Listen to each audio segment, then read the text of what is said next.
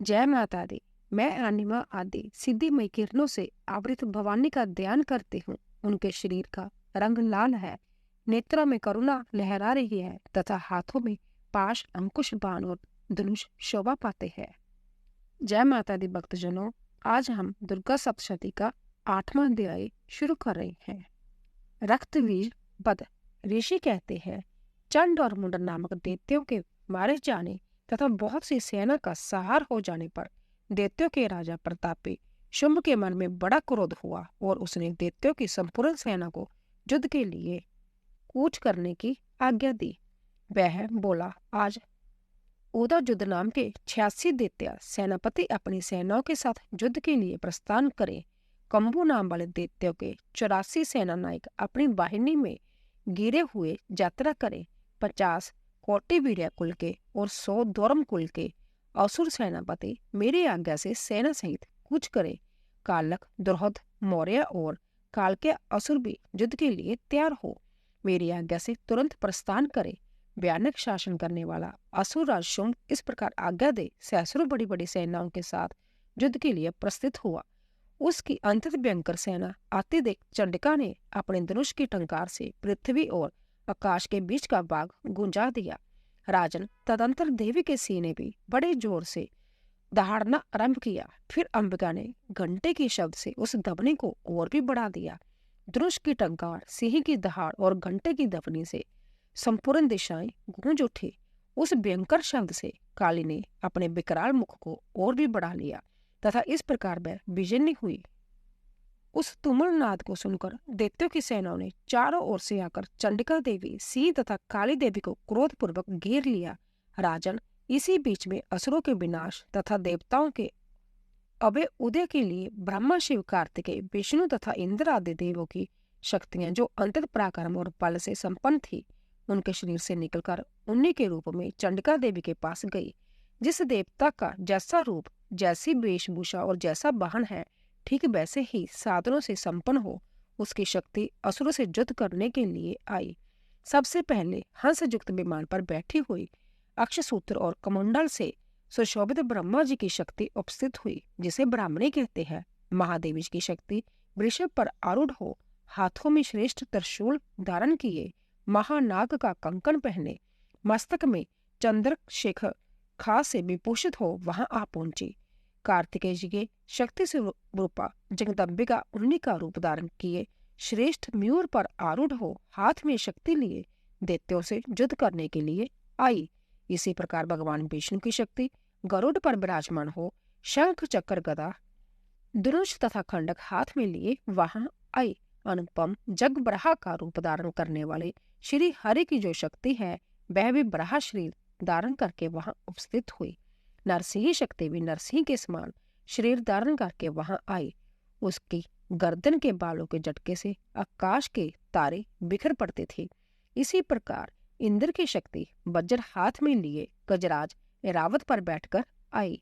उसके भी सहस्र नेत्र थे। इंद्र का जैसा रूप है वैसा ही उसका भी है।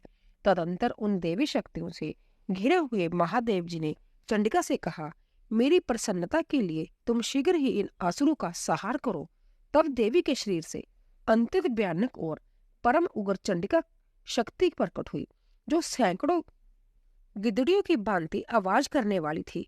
उस अपराजिता देवी ने धूमिल जटा वाले महादेव जी से कहा, भगवान, आप शुंभ निशुंभ के पास दूत बनकर जाइए और उन अंत्यत गर्वी वाले दानव शुंभ निशुंभ दोनों से कहिए, साथ ही उनके अतिरिक्त भी जो दानव युद्ध के लिए वहां उपस्थित हो उनको विजय संदेश दीजिए।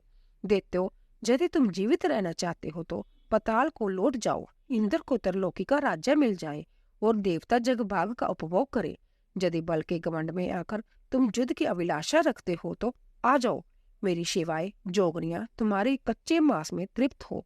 क्योंकि उस देवी ने भगवान शिव को दूत के कार्य में नियुक्त किया था, इसीलिए वह शिवदूती के नाम से संसार में विखायित हुई। वह महादैत्य भी भगवान शिव के मुंह से देवी के वचन सुनकर क्रोध में भर गए और जहां कत्यानी विराजमान थी उस ओर बढ़े। तदंतर वह दैत्य अमर्ष में बढ़कर पहले ही देवी के ऊपर बाण, शक्ति और दृष्टि आदि अस्त्रों की वृष्टि करने लगे। तब देवी ने भी खेल खेल में ही धनुष की टंकार की और उससे छोड़े हुए बड़े बड़े बाणों द्वारा दैत्यों के चलाए हुए बाण शूल शक्ति और फरसों को काट डाला।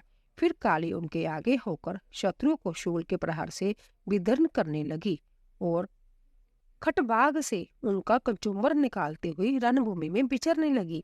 ब्राह्मणी भी जिस जिस ओर दौड़ती उसी ओर अपने कमंडलू का जल छिड़क कर शत्रुओं की ओज और पराक्रम को नष्ट कर देती थी। माहेश्वरी ने त्रिशूल से तथा वैष्णवी ने चक्कर से और अंतत क्रोध में भरी हुई कुमार कार्तिकेय की शक्ति ने शक्ति से दैत्यों का संहार आरंभ किया।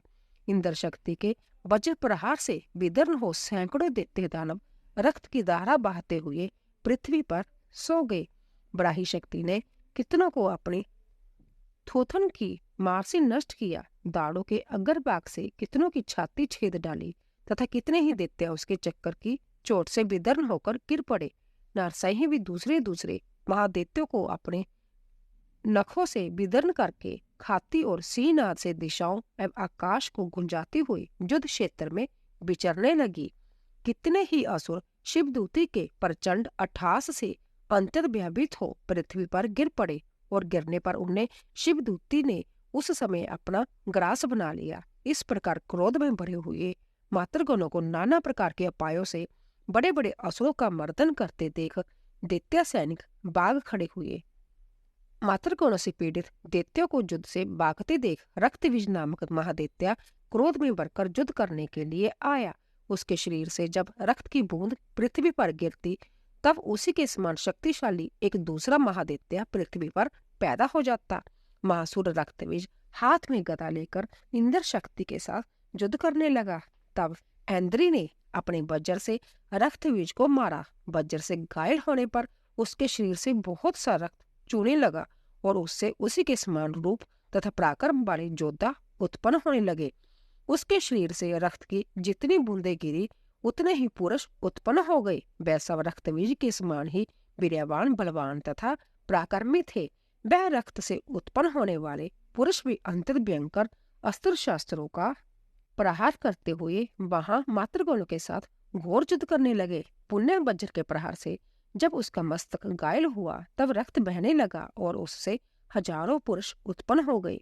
वैष्णवी ने युद्ध में रक्तबीज पर चक्कर का प्रहार किया तथा ऐन्द्री ने उस दैत्य सेनापति को गदा से चोट पहुंचाई। वैष्णवी के चक्कर से घायल होने पर उसके शरीर से जो रक्त बहा और उससे जो उसी के बराबर आकार वाले सहस्रों महादैत्य प्रकट हुए, उनके द्वारा संपूर्ण जगत व्याप्त हो गया।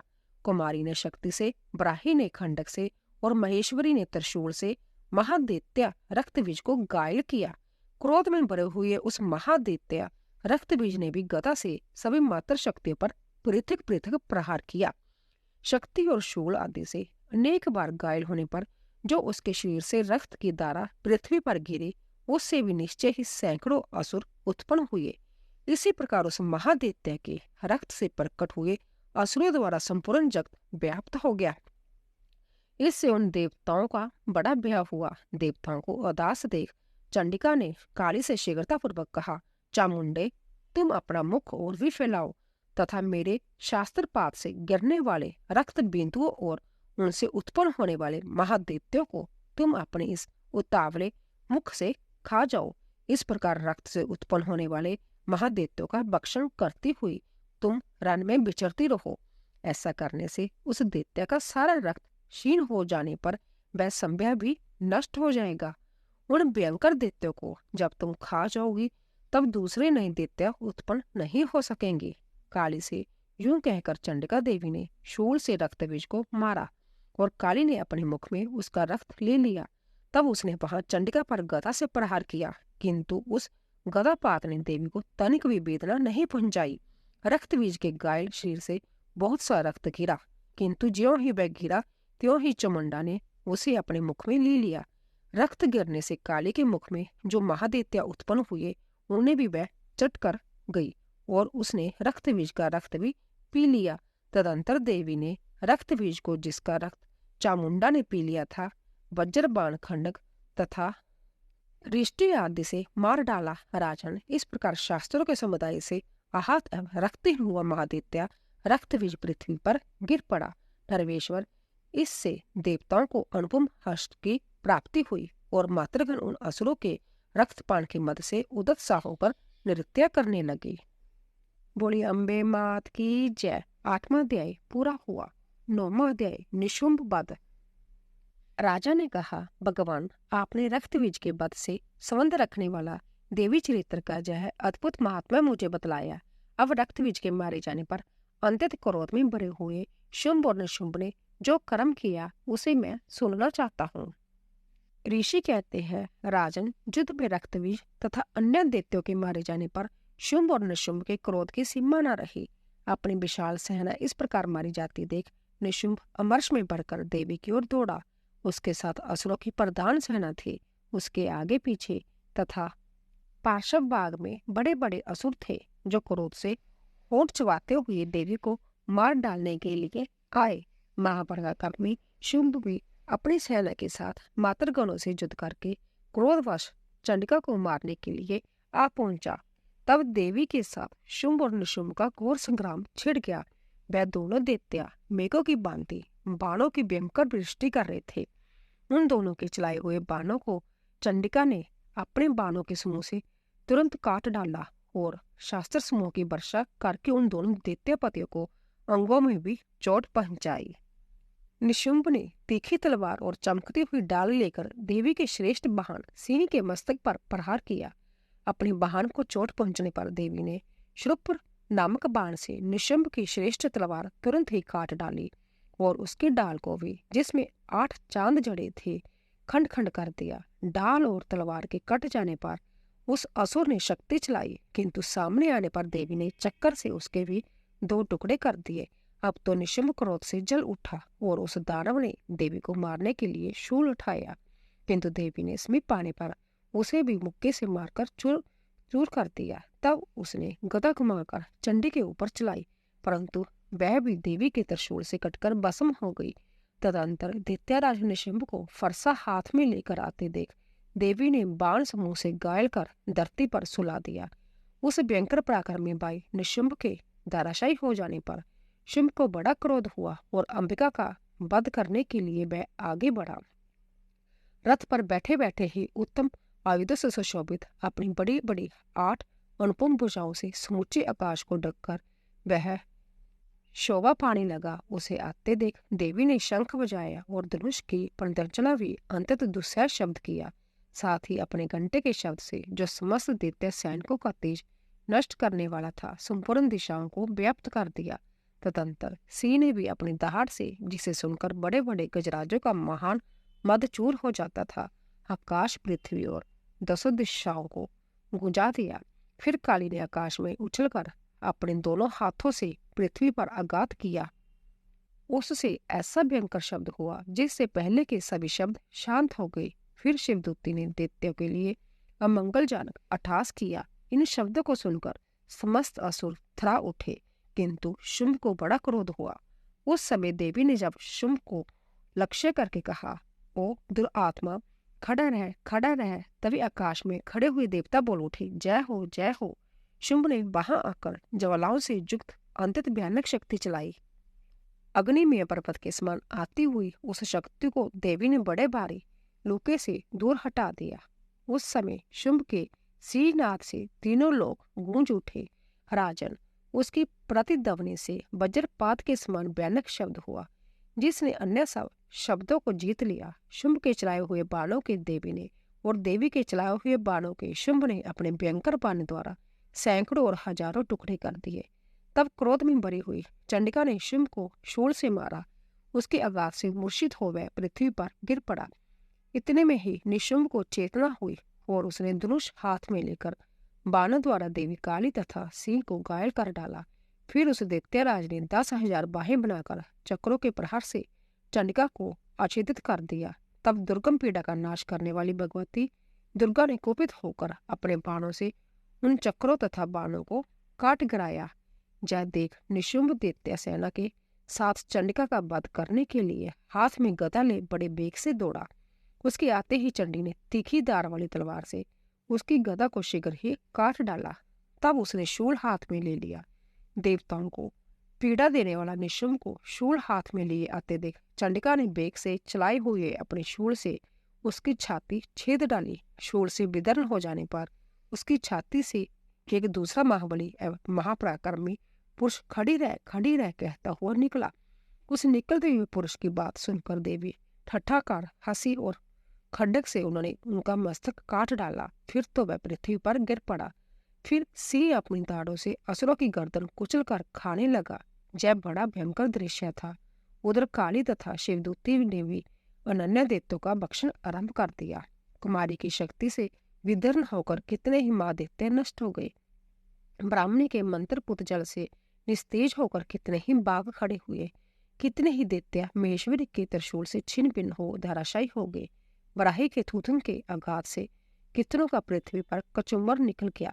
वैष्णवी ने भी अपने चक्कर से दानवों के टुकड़े टुकड़े कर डाले। ऐन्द्री के हाथ से छूटे हुए वज्र से भी कितने ही प्राणों से हाथ धो बैठे। कुछ असुर नष्ट हो गए, कुछ उस महायुद्ध से भाग गए तथा कितने ही काली शिवदूती तथा सिंह के ग्रास बन गए। बोले अम्बे मात की जय। 9वां अध्याय पूरा हुआ। दोस्तों, जाने से पहले कमेंट बॉक्स में जय माता दी अवश्य लिखें। आप सभी का धन्यवाद।